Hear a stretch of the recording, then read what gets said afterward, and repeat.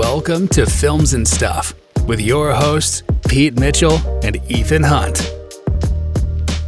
All right, my friend, it is Saturday morning. That means it's time for Films and Stuff podcast. This week, first we're going to focus on our favorite, Apple TV Pluses for All Mankind. Oh, yeah. And Pete, I think you're going to give us a bonus summary season finale of Ms. Marvel. That's right. And I do think it's actually not just the season finale, but perhaps the series finale. I don't think they're going to do a second series. We'll find out. Okay. Should we dive into For All Mankind? Let's do it.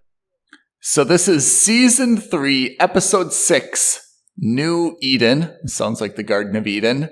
Shall we summarize saying that NASA, with the Russians, has landed on Mars. Yeah. Their engines apparently have been damaged in the process of doing so. So we are now down 2 spacecraft. We only have Helios. Yeah, but it kind of is nice because it kind of validated Ed's decision to abort at the last minute, yeah? That's true. I have to say, and I thought that he and Danielle had a very healthy, respectful relationship. Yes. And that was heartwarming. I mean, they had the Hi Bob inside joke. I mean, they've been through some tough stuff together. And it was nice that, he said, hey, it looks like, we've got to be your savior. And she's like, yeah, but we were first. And I bet that you wish that was you. And he said, yeah, in a heartbeat, I'd trade places with you. So they both kind of had some points to score against each other there. Of course. Continuing on, so NASA, their engines are damaged, so they can't use their spacecraft anymore, Sojourner. And their HAB apparently has some problems as well. They have limited water. There is a high amount of CO2, carbon dioxide in the air. The heat, right? It was too hot in there all the time. And it some was very climate hot. control issues, yeah. Yeah. So add those physical discomforts with the fact that there's obviously a lot of emotional drama and a little bit of strife with the Russian cosmonauts that they're housing. It makes for kind of a combustible situation. Yeah. I gotta say, by the way, it's not panning out the way I was hoping it would. This I agree. Drama is not, for a show that's obviously fictional and for an alternate history, even this is a step too far. Because it seems very much like the Russians are pushing the Americans around there. For a crew that was basically dead in the water in space, for a crew that was basically nowhere without NASA, all of a sudden the Russians are showing a lot of nerve and They're very mouthy, yeah? Very mouthy, very non-appreciative, and I don't know how much of that is because they know they've got the NASA director over a barrel or not. And for me personally, I don't think that's something that a Russian astronaut or cosmonaut would be told. Like even the director, I don't think they would know about the espionage efforts that's going on at the headquarters. So if you discount that knowledge, right, which I think is reasonable, I think they're being like real jerks up there. And that's fine. If you're being a jerk, you're being a jerk. But then to see that the Americans aren't doing anything by way of, pushing back, there's absolutely no consequence for the Russians. And it's kind of now chafing in that sense. It's not satisfying to watch. I have to say, I agree with you. And the main reason I agree with you is that seems like the obvious storyline. And I think we've come to expect so much for the show or we've started to create so much for the show. Yeah. There's so many other interesting dramas that they could have on Mars. This petty little back and forth, like, hey, don't give orders to my man. Okay, fine. Can you please tell your guy to do this? Of course I will. Like, ridiculous. It just seems like it's a waste of an opportunity. You've got, we're going to talk about this, so we're probably going to go at least an hour. So Buckle in, Strap in, listeners. guys. Strap in, listeners. There's so many interesting dramas, storylines you could have here. Why are they focusing on like the lowest common denominator and this just petty roommate bickering? That's what's disappointing to me. And what's hilarious is that in season 2, we saw the Russians in space who were just like, listen, we're in space. The concept of America, the concept of Russia, the concept of countries and nationalities kind of goes out the window. Yeah. Because at this point, it really does become literally a situation of humanity. Yeah. And so for these Russian jackasses to sit there on the station and be real dickwads, pardon my French, but they're being real jerks, right? And Danny, who really puts up with nothing, and who was someone who was, held hostage by the Russians in last season. Yeah. It seems so strange that she all of a sudden seems to acquiesce at every moment. It's like she's becoming like this diplomat where she should be like, listen, we are astronauts first. Yeah. We're Americans second. Right now, you need to put all that petty nonsense behind you. And if you're not ready to do that, then take a hike. Here's a spare tank of oxygen. Go find your own spaceship on Mars. And either put up or shut up. I mean, this is, we can't keep going in circles like this. And it just seems so frustrating that they're not, because as you rightly said, this is the most basic and easy storyline that For All Mankind could have covered. And it also seems like the least realistic as well, which is, astronauts and cosmonauts are first and foremost like scientists, right? Exactly. They should be the most agnostic about like country and politics and things. They're all on Mars. You'd think that they'd just be like so thrilled, and they'd have so much to do. There'd be so many like challenges that they'd really like this would not be, yes, there may be kind of friction. It's a new living environment. There's issues, of course, but you'd think that those things would be secondary to kind of like the practical things, which is, hey, like it's super hot in here. We've got to ration water. There's a lot of CO2, right? All these, we've only got one hab now. Like you'd think that kind of these life and death things would be their primary focus. And I would have understood if this were on Helios, for example, because remember they made a point. They were like, well, we can send poets up here. And Ed was the one who said, no, we're sending astronauts and scientists. We're not sending, military men. We're not sending poets. We need people who can actually help us. And I understand. Yeah. So I would have understood that concept more because you have a larger, maybe more diverse skill set on Helios. But, at the end of the day, the NASA crew is all a bunch of scientists and Air Force men and women who are just there to kind of set up a hab, to set up this mission. They're there for a mission. They're not there to, obviously they are, because, I'm taking a very idealistic view on this. Obviously there's some nationality and some pride involved. But again, when you're literally millions of miles away from Earth, for me, the bickering about is Russia first, is America first, kind of goes out the window when you're just like, listen, I'm struggling with the fact that it's like 60 degrees Celsius inside our thermal units. We have no water. The water we were supposed to find is a lot smaller than we had anticipated. I'm worried about surviving to tomorrow. I'm not worried about the legacy of what this mission means at the moment. Yeah. Let me say one thing and I'll change the subject if you don't mind. Please. This is why, to be honest, Helios was probably right in not going to rescue the Russians, and probably why NASA was wrong in going to rescue them, which is this is what happens, right? It sounds good, like, hey, we've got to do this for humanitarian reasons. And then once you save them and everyone gets on board, then you start having kind of these, issues crop up and there's no way to kind of walk them back, Mm-hmm. Mm-hmm. Anyway.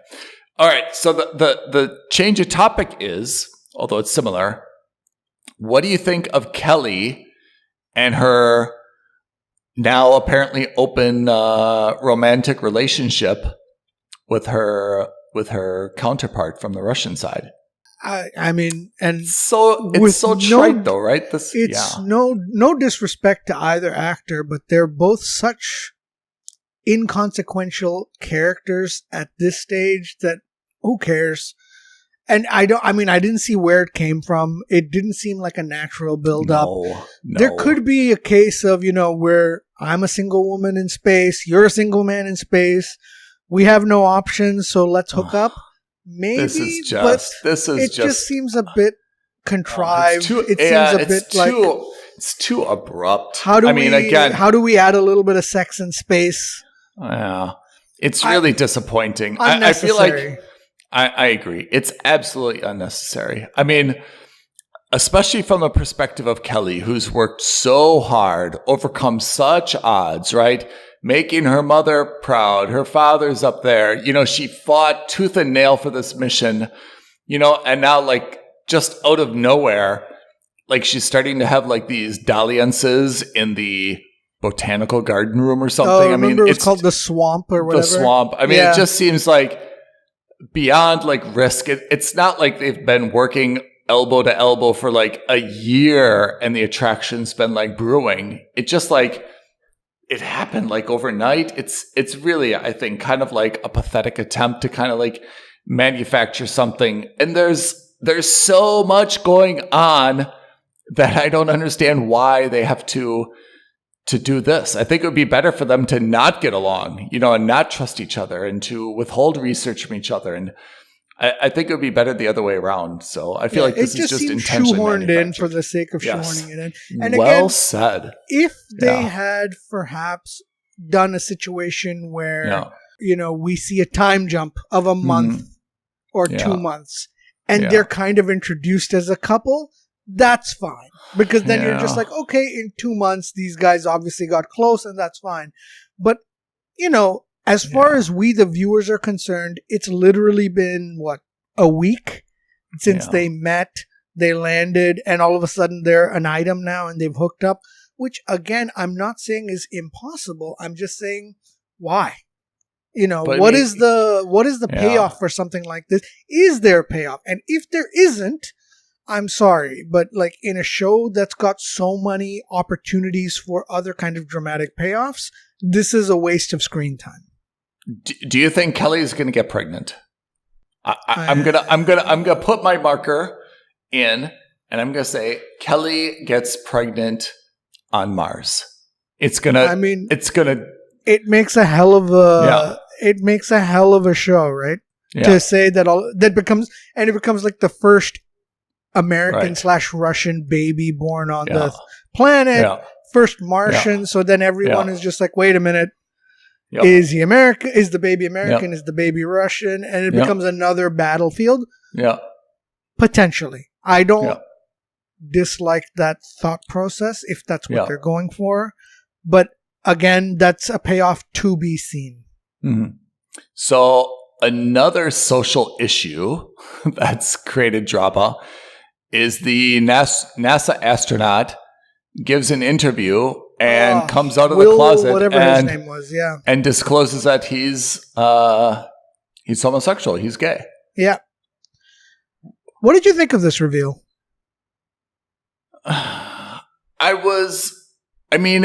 understand there's a lot of it makes sense kind of with the social timeline that For All Mankind tries to honor, right? Because this would have been in an alternate universe.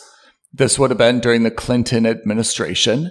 Yeah. And Don't Ask, Don't Tell did come into, I guess, it started then, right? Yeah. Or at least as far as I can recall. I mean, that was a little bit before my time, but that's as far as I can recall.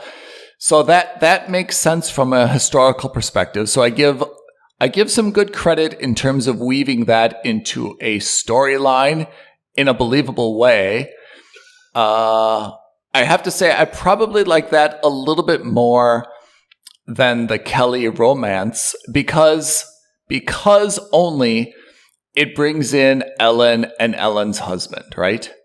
Like you see the situation it puts them in, And at the end of this episode, we really see where this is going. But if it just would have been a standalone,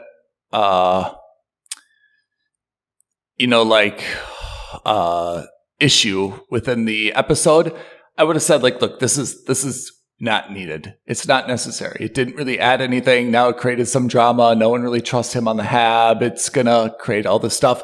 The fact that it brings in Ellen and her husband, I think we see where this is going, which is eventually someone's going to out, Ellen's husband, and it's going to become a huge political scandal for them, right? Yeah. Yeah. To be honest, I was a little annoyed when it happened because, I'm very conflicted about this. My initial gut reaction was, hey, dude, you're an Air Force pilot. You're here on a mission to Mars. Yeah. This is not the first place, or this is not the time or the place for you to kind of blow up the mission of Mars, because all of a sudden no one is talking about Mars anymore. No one is talking about this mission. Yeah. As Danielle said, he put himself first, right? Yeah. So on one hand, that's immediately I was sided and I agreed with that. And, it was further complicated by the fact that, he's black and he's trying to allude to her that you don't understand. And she's like, excuse me, I'm black. Yeah. I do understand. We've had we've had just as many problems and we've had to overcome them. So on one hand, I was in the, you should have just kept your mouth shut. There are bigger and better things that you could be doing. That was my first instinct. But my second instinct, when it marinated with me, it sat with me overnight. I was like, what better stage is there though? Because this guarantees that it's going to be national news for everyone, because everyone on the planet is basically watching this, right? Yeah. So on the other hand, I was like, okay, I kind of understand the reasoning or the rationale at least behind it. I'm still in two minds. I, like you, agree that ultimately what this is going to do is shift focus back onto Ellen and her husband. And I think they're screwed. I think they're screwed, right? Yeah, I think based on guy that last is going to basically scene, blackmail what's his face, right? The husband, Nate Cordry's character. Yeah. She's going to have to they're either going to have to cover it up more, but I don't see that happening. Yeah. I think what's going to happen is that someone's going to do some deep digging and deep diving and perhaps come up with Pam. And I think there are going to be some uncomfortable questions asked. And this kind of sets them up for like a mutiny with the vice president, who's like this ultra hardcore Christian conservative. It could be impeachment. If you're going to look at parallels of the Clinton administration, then you get to impeachment, right? Absolutely. I don't know what the grounds are, but something in terms of, lying, I guess. There could be, there could certainly be impeachment.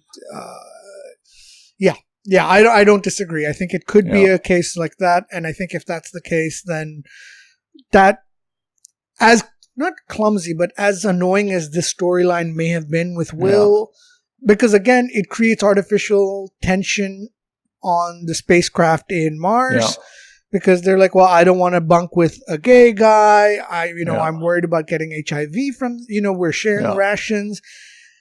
When you're really stressed out about the fact that you don't have enough water for the entire mission, do you need this added element of I'm bunking with a gay guy? And of course, we have the hindsight of being in 2022. We know more about HIV. We understand, homophobia, all these kinds of things. Yeah. And this is still supposed to be an alternate history version of the 90s. We're not a million miles away from that in terms of timeline. And, we're also talking about people going into space. So, it's a little bit more enlightened per se. I don't know. It just seems like a superfluous, another, match that could be setting off a tinderbox that's there on Mars.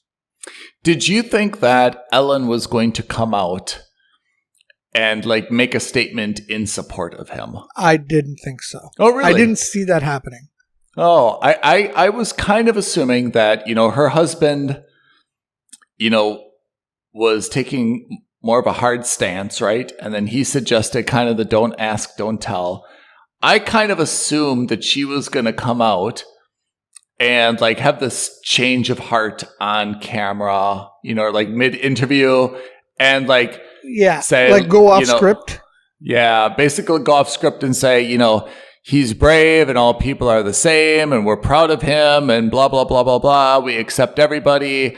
And, this isn't the time to be finding different. I thought she was going to say this really motivational, wonderful thing and like support him. So at most, I thought she might pull like what Jodie Foster did in one of her acceptance speeches as an award, where she kind of confirms that she's gay, but not really. Like you'd have to really read between the lines. Yeah. But I think that reveal that you're talking about, I think that's coming for the end of the episode, end of the season. I do expect it to come. Yeah. I don't think it's going to happen now. I think it's going to come more towards the let's gear up for re-election cycle. And I think that's when it's going to come. And I think she's going to face a revolt from within her own party where her vice president is going to then run against her. Yeah. That's my feeling. I think that because in every episode so far we've seen, she has been like that president who's like the compromising type, who's level-headed. And even this, when he suggests, let's talk about, why don't we just not ask the question? She's like, oh, this is perfect. It's not far enough for the Republicans or not far enough for the Democrats and a bridge too far for the Republicans. Yeah. So it's like, the perfect compromise. Yeah. So I do see that happening, but I don't see that happen. I think what's going to happen, for example, is when her husband starts getting blackmailed or when he gets called out for it and maybe Pam comes back into play. I think that's when she has to really sit down, do some soul searching and be like, I'm not ready to throw this guy under the bus. I'm not ready to throw Pam under the bus. And she's either going to come out or she's going to come out and have this very emotional speech that's going to sway the voters to her side. Or she's just going to cut on, be like, come on, like Pam, like, I don't even know this lady. She's crazy, like she was a bartender. Or she goes hard She was once drunk and she kissed me and like, I told her, please, like, stay away. And, my husband, like, oh my God, like I had no idea. This is such a shock to me. I'm the victim. She could also, I don't think it's likely, but she could also just develop, this really survival instinct and basically kind of throw everyone under the bus and say, look, I'm gonna save myself. Yeah, I don't see it either, but yes, it would be an interesting twist. Yeah. And also, I mean, like a small part of me after that last scene plays out where this guy basically implies that he's going to implicate her husband as being gay or at least out him. Yeah. I also think that like a small part of me, and this is very cynical, but like, in politics, it's really hard without damning proof to accuse a politician of anything and not suffer any consequences, especially not the president. I mean, I can't help but imagine the kind of stuff that presidents have covered up. And they're not going to be very careful about, they're going to be very careful about how they cover it up, which means they're going to be very brutal. Yeah. I'm not saying that this is where the show is going, but this is very much like the House of Cards element of it, which is that guy in the House of Cards or maybe the real world would be dead before he knew it. I agree. Right? Just for thinking that. Yeah, true. So true. Anyway, so that's I think for future episodes for it to play out in. We've got another personal drama unfolding, and that is Danny, who is getting more and more unhinged as we go on. He's on the pills now. He's abusing painkillers. He's listening to all of Ed's messages. It doesn't seem like he's deleting them, but he's listening to them. Like he's snapping at Ed, and then we hear, the big reveal, right? Ed, is worried, right? Candid to Karen that, he's worried about Danny. Maybe Danny wasn't the right choice. He can't handle it, just like Gordo couldn't handle it, right? Yeah. Yeah. So it's a double whammy. It's a slam on Yeah. Danny and it's a slam on his dad. Yeah. So this is obviously heading to some type of confrontation. And of course, I feel like this is going to really end badly for Ed. Yeah, I thought about it too. I was like, I don't, and God, I hope I'm wrong, but I don't see him making it through the end of the season. Who? Ed. Making it? Like, you don't think he's going to live? I don't see. You think Danny's going to kill him? I think I don't know if he's going to kill him, but I think there's going to come to a situation where they're kind of set. Because the thing is that no matter whatever is happening, every episode, Ed is turning to be like the guy that you really relate to and that you really like. Because even though he's a gruff exterior through these like video calls to Karen, he's just like, yeah, I really like Ed. He's emotional. They're really setting him up to fall. I have to say, you deserve a lot of credit for calling it first, which is to suggest Danny's going to kill Ed. It's on the table now, right? It's really... Yeah. By the way, that's a way better storyline than the Russian stuff and then Kelly's stuff. Oh, totally. Totally. If you want interpersonal drama, this, I think, of the three, this is the best one. Yeah. Dan, I mean, I was also wondering for a moment when Daddy went into kind of first of all, Helios obviously has no policies or procedures, Oh, yeah. Totally if they're not software related. But when Daddy went into the pharmacy and basically just helped himself to whatever he needed, I thought that he was going to see whatever Ed is taking and be like, what is this for? Ed's great got callback. Yeah. I was thinking Ed has it. It's not clear what he's got, but like, MS let's say he or something. I don't know. Something exactly, like West Wing style. Yeah. And Danny was gonna be like, "What is this medication for? Figure it out." And I just thought of this now, but I was thinking like maybe Danny would like switch his meds, switch the pills. Yes, exactly. Accidental death. Ed's out of the way. Danny's elevated to or commander. Poisons him. Exactly. Yeah. And then Danny, in his mind, is free to pursue Karen, right? Oh, God, Karen. Maybe he even says, Karen, you got to come up here for the funeral. We'll meet in the space station. I got a big 1-bedroom for us. Like, what a jerk. Yeah. Karen. And then, speaking of Karen, by the way, after she swears off Helios, all of a sudden she's back and she's now like not negotiating. She's brokering trades with the Russian government. Come on, man, that's too much. In a scenario where Karen's already done too much, this is so crazy. I do, however, like the fact that you've got Helios and Dev now striking a deal with the Russians, which I think comes up to the last major point of this episode, right? Because the Russians have found a source of water, liquid water. It's a huge reservoir. They don't want to share that information with NASA. Again, this is problematic for a lot of reasons.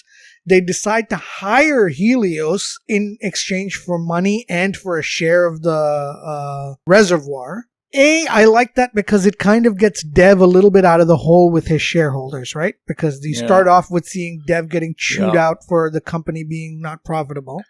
Yeah.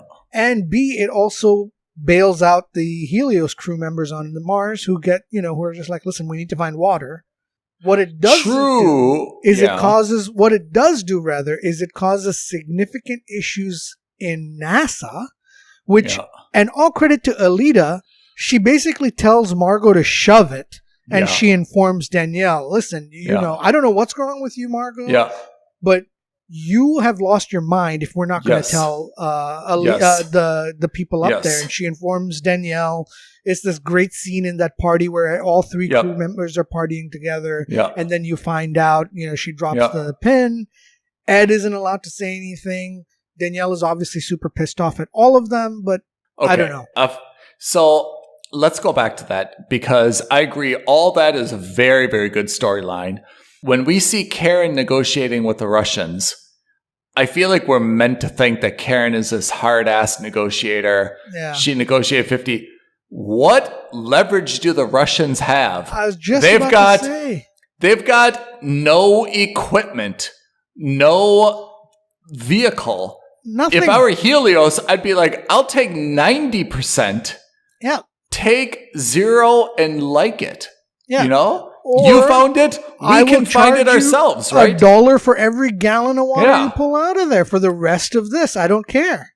Yeah. Like, it cannot be that if you found it, we know it's there. We can too. We'll find it ourselves. Yeah. And we'll give you 0. Yeah. And she offers them 50%. And like, okay, maybe you're not as and the cutthroat lady's as everyone laughing thinks like, ha, ha, ha. I mean, they have no equipment. 0 equipment. Even if Russia goes, yeah, we'll strike a deal with the U.S. Go ahead. They have no vehicle either. Yeah. Then we can. They're struggling with their HAB at the moment. You'll still come back to us, and then it will still be 50, and you'll have 25 with NASA, and NASA will have 25. Either way, we get our 50. I think it's absolutely a terrible, terrible bargain. We're meant to think, oh, Karen, you're so tough. Like, But I think this is also because you and I come from the school of hard knocks in terms of negotiations, right? Yeah. With all the things that we've done. But Yeah. I'm 100% with you. Yeah. First, not the savviest of deals. No. Right? And by the way, like you just know that someone is backstabbing someone. Whether it's Helios backstabbing Russia or Russia doing it to Helios, it's bound to happen. It has to be Helios though, right? Because Russia, again, they don't have any infrastructure. They have literally no equipment. They have a few boxes, whatever they've taken off their shuttle, if anything, right? Yeah. Nothing. All the HABs, all that kind of stuff belong to America. Yeah. Which means that anything that America does, I agree, by default has to be shared with the Russians. I agree. So I feel like Helios is if anyone's going to backstab, it's probably going to be Helios. Right, which then makes, again, an interesting dynamic where then the Russians have to come clean with the Americans. Yeah. And then it becomes like a truly joint effort. Yeah. And then the Americans go, well, you know what? Your commander up there is no longer commander. It's now Danielle who's running the show. Or if they want to make it spicy, they make him the commander and she has to be here second. Yeah. And it has to be a truly international mission against Helios. That's the only way it can work. And you're getting to the point, which is, I agree with you and I agree with Alita. Why are the Russians still walking all over the place at mission control at wherever? Kennedy's Cape Canaveral or Johnson Space Center or whatever. Exactly. Right? Like, why? They have nothing else to offer. Okay, yes, there was a joint rescue mission. Thanks very much. Now it's our mission, right? We'll give you updates. Like, sit in your rooms. You're basically grounded until Russia can figure out what to do with you. It's totally nonsense. It's totally nonsense. And now we're going to get into Margot. And this means you and I are going to go supersonic, right? Like, oh my God. Like, first of all, like, it should have been a red flag. What I'm surprised by is that Alita hasn't gone over Margot's head. Yeah. 1. 2, like, it should have been maybe not a red flag, but it should have been at least a yellow flag to, we finally get to see the head of the military, right? Or the armed forces. He was there in season 2. Mm-hmm. And he said, we can do an extraction of Sergei's family, but why? Oh, he wants to defect? But why? There's got to be... And then she bribes him? Also a violation of federal law. Clearly, right? I mean, she we can help you with your F-22 program, right? Or something. But it's just... There's a lot of very basic red flags that come up. And of course, you and I are sitting here again as armchair quarterbacks. We've seen this. We understand it. But anyone at that level, I feel their first instinct is to always ask why. I agree. Like you're asking me to send a group of armed commandos into Russia to pick up the family member of this guy who wants to defect. Why does he want to defect, and why now? And who is he? Oh, well, he'll really help the the program. Like, but he's not even theoretically the head of the command anymore. Yeah, but I mean, if he's that important, just think of the political shitstorm it's going to kick up if that guy, one, not only defects, but his family is forcibly extracted by U.S. military. That's an act of war. Yep. Right? Like, I agree. Like, I would be like, hold your horses, Margot. What's going on here? Yeah. And tell me everything. Yes. No one's getting in trouble, but we need to know exactly what's going on. Yeah, I agree. Yeah. It's a lot of small red flags. And I feel like the moment the Russians come into that space center, security should be massively heightened on the American side, right? Like everyone should be worried everywhere. There should be armed guards everywhere. There should be listening devices everywhere. I agree. Even in this alternate reality, it just seems too easy for the Russians to kind of storm in everywhere. I agree. This is all wrong. And for me, it starts with Margot, and I cannot get over the fact it's like the opulence. She just like sits and takes meetings at her grand piano with a brandy snifter. Like, what is going on? No one is, Ellen, where's Ellen, right? No one is exercising any control over NASA. Ugh, it's really disgusting to me. And then when Sergei comes in her office, then that whole thing was really a mystery to me. It was mystery, but it did answer or potentially answer one of the questions we had a couple episodes ago, which was, do you think that he's playing the long game? Is he in on this with the Russians? Is he against? And he's the one who basically shows her the coordinates for the aquifer of liquid water. Fine. But is this a double bluff? I'm still skeptical. And like, if this were last season, I would have been all in on him being a good guy because it felt genuine. The relationship between the two of them felt genuine. Yeah. But no longer. Now that the bribery element's in there, I'm very skeptical. All right, so let's go through the scene because I think this is one of the pivotal scenes that does leave, one, a lot of mysteries, and two, it leaves a lot of different directions that it could go, right? Mm-hmm. So when Sergei was in there, and then he obviously intentionally knocks over her glass. And of course, she runs out to get napkins, right? He's so smart. He didn't think she was going to have napkins there. Fine.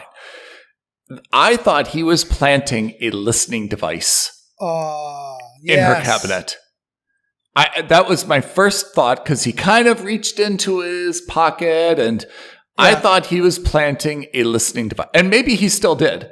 But that was my first inclination. And then when he wrote this thing on the record, more on that in a minute, then I was like, he's trying to warn her, like, be careful, they're listening, or don't save my family, they're in danger, something. I thought he was actually trying to like give her a warning, but it was a warning to kind of protect himself. Yeah. And then I see this formula on the record, and my questions are, why not just write H2O? I don't know what this big formula was all about, right? It wasn't like coordinates. It's like an algorithm. It was an integral series, and I imagine that it was just to find it, that the answer to that formula equation led to the coordinates. Which, if you're going through all of that, why not just leave the coordinates? Or just say it to her.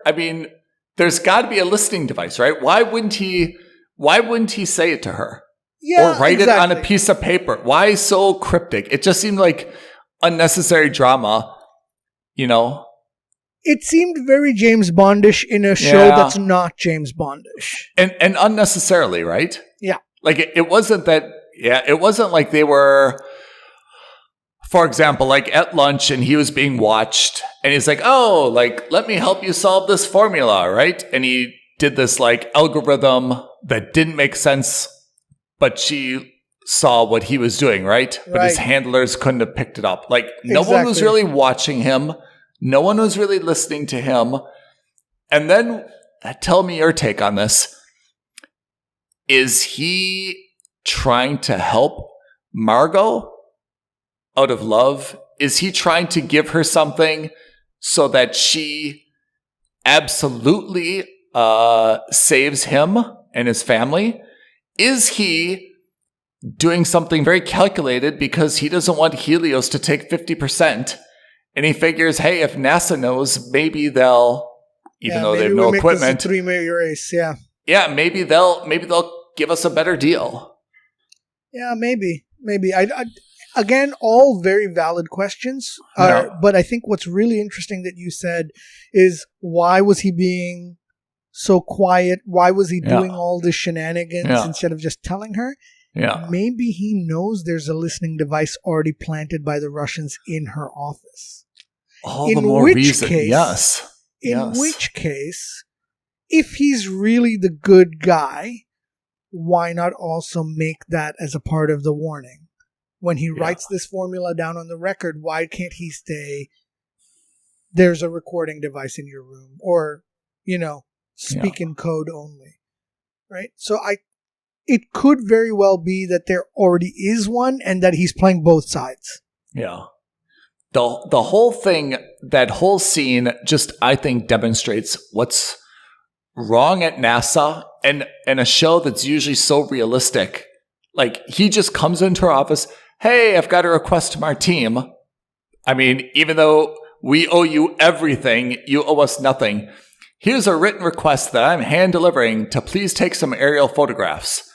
And she's like, what is this about? The secret mission that we're not included in, even though, that's the other thing is the moment NASA learned about this joint mission with Helios, they should have just been like, pack your bags, you guys go live with walk them. Over and live with Helios. We're not going to entertain agree. you. What the hell are you doing? You can't live in our place rent free. It's like, it's like if you having a live-in girlfriend who's going on a date with somebody else. Yes. What are you doing? You can't have it both ways. Have a nice night, sweetheart. Don't wake me when you get back. It's a bunch of nonsense. It's such a bunch of nonsense because that's probably, you know what? I think that's what it is. That's the way I see it is, for anyone who maybe doesn't understand the dynamic, NASA's got a live-in girlfriend with the Russians, and the Russians have their, mistress in Helios. I blame one person only, Margot. This never would have happened if Molly were there. Oh, no way, no how. Molly is way too, not only was she ex-military, she was an Air Force pilot herself. So she understands protocol. She understands security. She was never one of those people who was socially awkward or sheltered. She understood, she was more, Margot may be more book smart than she is street smart. Molly was all about street smart. So she could see a coup coming a mile away. No disrespect to the fact that she's blind now, but still. And she would have seen that coming. And even if she were put in such a situation through whatever means, she wouldn't have put up with shit. She would have kicked them to the curb immediately. I agree. I'm laughing. He said she'd see this from a mile away. No offense, because she's blind now, but I agree. I mean, Margot is really, really Margot and Danny are really my most disliked people on the show. Yeah. And we had one more. Karen too. No, Karen's one of my favorites. Yeah? Yeah, but I think universally, I think we can both agree that Margot and Danny have got to go. Or not got to go, but there needs to be... in a show like this, ultimately, I think one of the problems I'm having is no one is facing any consequences for any bad behavior. Yeah. Which is normally okay if you get to see that there are consequences eventually, but here there are no consequences. The Russians are acting like jerks. Mm-hmm. Everyone's tolerating. Yeah. Danny's acting like a jerk. Everyone's tolerating. It's at some point it has to come to a head, and when it does, you'd want to see the right person get punished, but I just don't see it. I still somehow think that Ed's going to be the one who kicks it. Yeah. Either which dies. Makes a lot of sense. I mean, everybody from that generation, their arc has ended tragically. From Deke to but Gordo.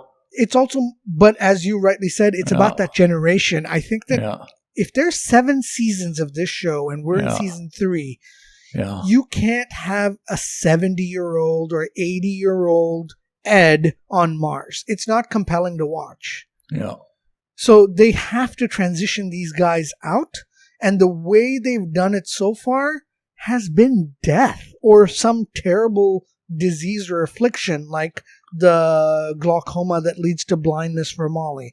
Yeah. Everyone in that first generation of space heroes has kind of gone out unceremoniously. That's true, but that makes me reiterate my prior criticism, which I think you agreed with me on, that we're not introducing characters fast enough. Yeah. Right? Yeah. The Russians are not main characters. And they're not compelling characters so far. They're not even the main antagonists, as far as I'm concerned. Yes. In Helios, we only know Dev. Yeah. And we know Karen, right? And Bill, but that's it. Space Command Bill. But Bill wasn't an even face shot in this prior episode. That's true. Right? I mean, Bill is nothing. In NASA, we've got Margot. Alita and Margot. And Margot is on borrowed time somehow. One way or another, definitely. She's on borrowed time, right? Sergei's Russian. He's not compelling at all, right? Yeah. In space, we kind of met some people without names on the Helios team. And we know Danny. And NASA, we've got Danielle. We've got Kelly. And the homophobe. That's it. There's not enough characters. We lost Molly. We lost Molly's husband. They didn't appear at all in the last episode. We needed to... No, we saw Molly's husband, but that's when he gives Karen the pep talk to go back, but that's it. Yeah. So we need... I mean, this is the lost opportunity. That Helios team should have 5 handsome, sexy, young, up-and-coming astronauts, right? We kind of met Will, right, who came out of the closet. And also Ellen and her husband probably on borrowed time. Right? So... Yeah. Husband for sure, Ellen to be determined. Yeah. So, I mean, for me, it's a lost opportunity that Helios, you should have been testing now 5 people. 3 very pretty women, 3 very handsome dudes, or maybe not even handsome, just like normal people. Give them better roles, have them involved, nothing. In this last episode, we didn't see any other person from Helios. That's why I thought a time jump would have been better. Yeah. If you saw a flash forward of another 2 years and all of a sudden Russia's got a second ship on Mars. Yeah. NASA sent a second spaceship and replenished their supplies, replenished their staff. And Helios has now built a mini town almost, right? I think that would have been far more compelling. Yeah, don't get me wrong. Yeah. I like this Apollo 13-esque. We've gotten here, but there's a shed load of problems that we need to fix. But then those problems are also kind of just swept under the rug and addressed. Oh, we are out of CO2 scrubbers. That's okay. Ed's walking over. He's got a bunch with him as spares. He's got Thanksgiving dinner, a bottle of vodka, and all these extra scrubbers, right? Yeah. And he just kind of shows up and he kind of saves them, or at least staves off impending doom. It's a bit... that's what to the listeners, I messaged Ethan yesterday or maybe even this morning before we started recording, and I just felt like this episode, while it wasn't bad by any means, and there were certainly moments that were not exciting, but there were certainly moments that drove the potential of the plot forward, I feel like it's losing a little bit of its charm because the setups for the future are a bit slow, and again, as Ethan has rightly pointed out for multiple episodes now, we haven't seen enough of other people. Yeah. I'm very interested to see what the Ed and Danny dynamic continues, but it's going at such a glacial pace that you need to fill up screen time with other more compelling stories. And frankly speaking, Kelly and her dalliance with this Russian guy aren't doing it for me. Yeah. And neither is the Margot dalliance, because again, that's too slow. And finally, the last thing, which I do think is actually exciting, and I'm hoping to see more on in the next episode, is the new Ellen and the potential outing of her sexuality. But you know what? You've just mentioned 3 or 4 different plot streams, right? Not a single one of them has anything to do with space. Oh yeah, exactly. None. Now we are a Cleveland, Ohio based American drama. Yeah. Right? Yeah. That's all it is. That's right. Replace Mars with moving to Cincinnati. Yes. Or Cleveland. Yep, that's exactly right. That's not what, to be honest, that's not what we signed up for, right? That's why what you said and what we said, please put a marker here as well. Last episode, when they came off Sojourner, they should have found that there was a third country, a fourth competitor that had already landed and set up a colony or something. And then we should have had the flash forward. Yep. That was the missed opportunity. That would have been excellent because the problem is that, again, I like the fact that they're having problems setting up their hab, but they're not talking about it. They're not showing us anything. Yeah. I love that in season 2 where you see Ed go through the humdrum routine of going into that pit, cutting out a piece of rock, analyzing it. And then all of a sudden, as he comes up, he sees a bunch of Russians coming towards that same pit. Yeah. That was dramatic. That was awesome. We're seeing none of that here. Can you imagine how awesome it would be if Helios and Russia get to the water pit, the aquifer, and all of a sudden they see there's already a small well there that's already been set up with the Korean flag. Yeah. How exciting would that be? But they haven't set any of that up. And if they do that now, then the question would be like, you've done aerial photographs. How have you not noticed this? Yeah. It's too abrupt. We are being critical. I will acknowledge that. Ethan and I are being very critical, but again, we are critics. That's the job. This is how good the show is, to be honest. Yeah. We're being extra critical also because we like this show. I'm on Team Ed. Yeah. I'm on Team Kick Margot Out. I'm on Team Karen. Karen all the way. Karen can go kick rocks for all I care. But she's, this show, you're right. This show has become or is in serious danger of no longer being a space drama and just being a regular relationship drama, which is, I mean, okay, it's great, but it's not what we signed up for. Yeah. No. It's absolutely not. I could go back and watch reruns of Melrose Place if that's what I wanted.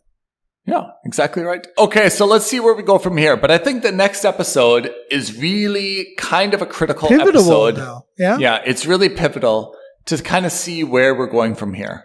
Because I think the next episode is episode number 8. Is that correct? Or is it 7? 7. Yeah. So that means that, and that's perfect because 7 should be the pivotal episode that sets up 8, 9, and 10. And, the All Mankind formula has always been that the end of the season ends up nicely wrapped in a bow, with a bow. Let me read off the summaries of these episodes on IMDb. Okay. So episode 5 called 7 Minutes of Terror, right? The prior episode to what we watched last week. Yeah. The explanation is the race to land first on Mars brings together unexpected allies. That sounds quite dramatic. And it didn't really do any of that. It didn't feel like it, but it didn't pay off. That's not true. Unexpected allies. The Russians have been fighting with the Americans the whole time. And it's not like the Russians and Americans worked together. They were just sitting in their seats. So I feel like that's not an accurate title. But when you read it, you're like, whoa, maybe Korea is on the moon. Maybe China's there. Like, okay, this could be something. Okay, this episode that we just watched, New Eden, this is the explanation. The astronauts move quickly to build Martian bases. I would say this episode didn't have anything to do with that. No base building, no spacewalks, nothing. Nope. Everything was in like a small hab room. Yeah. Everyone was sweating and smelling. Yeah. That's it. We didn't see anything. I mean, yes, they said, this isn't working, that's not working. But there was no move quickly to build bases. Show us. I want to see the buildings. The next episode is called Bring It Down. And the summary is a joint mission brings about conflict between crew members. That doesn't sound interesting at all. The prior two sounded pretty good. This doesn't sound interesting at all. In fact, it kind of sounds like, hey, I know what this is going to be about. This guy's going to say, do it this way. This guy's going to say, do it my way. Back and forth, back and forth, back and forth. Right? I know exactly what's going to happen. I'm pretty confident they're going to get some water. Like, for example, they're going to bring back a tank of 50 liters of water or 100 liters of water into the NASA hab. The Russians are. And then they're going to put a big Russian flag on it and say, hey, you guys are not allowed to share any of this water with our water. This is our water now. You take your water. We don't want it. We've got our own. And then that's going to be the conflict. They're going to be like, hey, listen, what are you talking about? And he'll say, well, we bought it, so it's ours. Great. You don't even have a container to put it in. That's our container, right? Fine. So take your water. We'll take our container. Exactly. And these are all things which is, again, diplomatic issues on Earth, but the ground reality in space should be that Danielle says, hey, listen, go kick rocks, go sleep in your tents outside. We're done with hosting you guys here. And then you have like a little mutiny on there. And then all of a sudden, Ed has to come in and save the day and help because he would never willingly help the Russians. So he'll help Danielle. They take back their ship. It harkens back a little bit to, how the Americans stormed the Russian base in season 2. It'll be the same thing where the Russians because the Russians, I think, outnumber the Americans at this stage. Well, because there's that one American who was Russian, right? The defector. Right. I mean, that would have been what if he was a double agent the whole time? Right? Yeah. So, I mean, there's still time, but still, I'm a bit disappointed. Yeah. If we take a step back, it's interesting how quickly shows can, lose their mojo, right? Yeah. That you're writing and writing and writing and saying like, okay, well, this episode will be about this and this, and we'll have Kelly start a romantic relationship with this guy. And probably when you're writing it, I mean, look, we're not writers, so it's hard to point fingers, but it seems pretty compelling. But I mean, again, you and I watch a lot of TV. This is famously, it happened with the end of Game of Thrones, right? The last couple episodes kind of tanked the entire season and series. So okay, before we cut out, you are still watching Ms. Marvel. I have thrown in the towel, which I think indicates that I think this is a skip. Do you want to summarize what you liked, what you didn't like, and kind of how this ended? Yeah, I think the ending was not bad at all. We find that Kamala goes to Pakistan because her grandmother calls her after she has a vision putting on the bracelet. She learns a little bit more about her backstory. We learn a little bit more about the bracelets. She comes back, and then her mom finally accepts the fact that she's a superhero. Her mom is the one who makes her the outfit, her superhero outfit. They come back to America, and in the last episode, and they have a fight with the main bad guys, but the main bad guy isn't actually who you think it is. The main bad guy is now Damage Control, who we see Stewie from Succession, his organization. Oh yeah. So his underling kind of breaks off and says, I'm going to do this because they're all dangerous people. Oh. And she becomes the main bad guy. And, she goes and attacks a bunch of kids. The community rallies around them. They protect the kids. Then, she ends the day. It's fine. It's all relatively inconsequential. But what they set up was the connection, and the reason I don't think there is going to be a series 2 of Ms. Marvel is because at the end of the show, mid-credit scene, and they show Brie Larson as Captain Marvel, and she shows up in Kamala's bedroom. They accidentally swap places somehow through the bracelet. Huh. So, and that's how the show ends. So, and then the titles, the end card says Ms. Marvel will appear next on the Marvels, which is Captain Marvel 2 next summer. So, which is I think this was their way of transitioning her origin story into the movie without having to show her origin in the movie. Fine. So if you look at it that way, I think the show was good. It gives you a very comprehensive way of showing how Ms. Marvel becomes Ms. Marvel, why Ms. Marvel is Ms. Marvel, and more importantly, most importantly, it also sets her up not as an Inhuman, which is what the comics version of Ms. Marvel was, but we learn that Kamala is actually a mutant. Oh, really? Opening the door for the X-Men. Oh, that's interesting. When they say you have some kind of mutation in the background, you hear the X-Men theme song.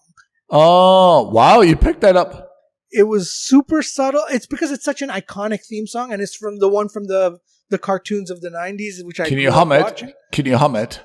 Do-do-do-do-do-do-do. We hear the same thing or something very similar when you see Professor X roll into screen in Doctor Strange 2. In any case, they set it up. It was I'm going to listen to it now. Yeah. Very classy, the way they set it up. Very subtle. I liked it. I'm not going to comment about whether it's a good thing or a bad thing that she's a mutant versus Inhuman. I know why they've done it. It's because at the time Fox owned the right for mutants. So they didn't want to introduce more mutants and give their competition more ammunition and more characters. So they made her an Inhuman. Fine. Irrelevant. The point is they've set it up for the opening of the X-Men universe, and they've set up Captain Marvel 2. Very nicely done there. The biggest takeaways, phenomenal representation of Pakistani American and maybe more importantly, Muslim Americans in Western society, and how they actually are versus how Hollywood has traditionally portrayed them as bad guys, as terrorists, as super conservative, as people who wouldn't marry anyone else. All the negative stereotypes kind of get swept under the rug by this show because that's kind of its legacy. That's kind of its legacy. And this show did a really remarkably good job of that, to highlight that a Pakistani American or a Muslim American, or however you want to identify yourself as someone from that region, as someone who is Muslim, it's not, you're not all bad guys. We're not all terrorists. We're not all bad guys. We are good guys. We have faith, but having even people within that faith have conflicts about that faith, and we see that with Nakia. She has some issues with the overt gender biases in that, and they kind of highlight that to say, hey, look, our religion is not perfect, but it's still our religion. And our culture is this, and, don't insult it, don't go out of your way. In fact, we're going to kind of glorify it and promote it. I think the show did a phenomenal job of that. That's a very good take. I have to say that's a very thoughtful and take on it. My review on this show is a mooch, only because this show isn't targeted to me. As a Marvel fan, I loved it, but I am not a teenage girl as a Pakistani American, as a Muslim person growing up in Eastern United States. Or even in the United States. So that culturally, it doesn't hit on those fronts. Where it hit me was on the Pakistani American or the South Asian American impact. So those things I can relate to, but the rest of it I can't, because it's not my religion, it's not my culture, it's not where we live.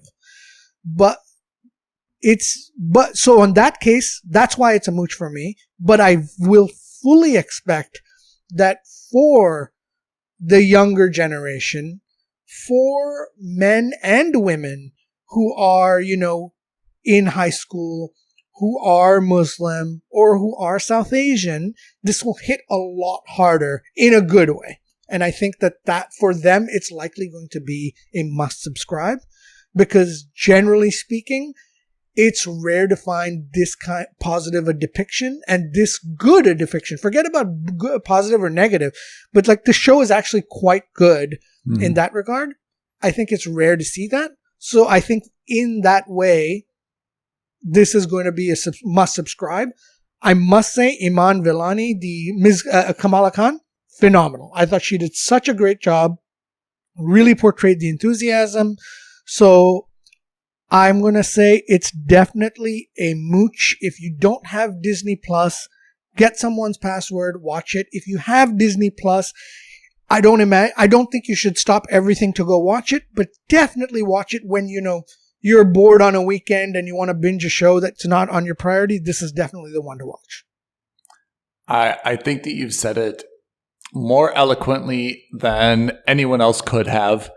And I agree with everything you've said, except that for me, it's a skip, but it's a skip primarily or only for the reason you mentioned, which is I'm just not at all interested in high school kids and kind of reliving some of their issues.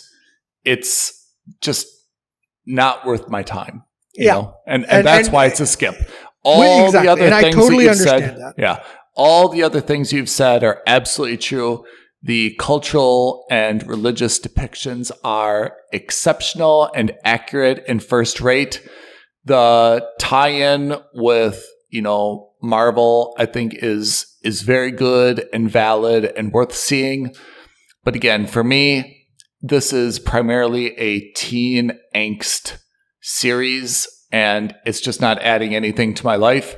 And that's why I've given it a skip. But that doesn't diminish the fact that it's very well done. Yeah. And I think this, kudos to Disney, kudos to Marvel.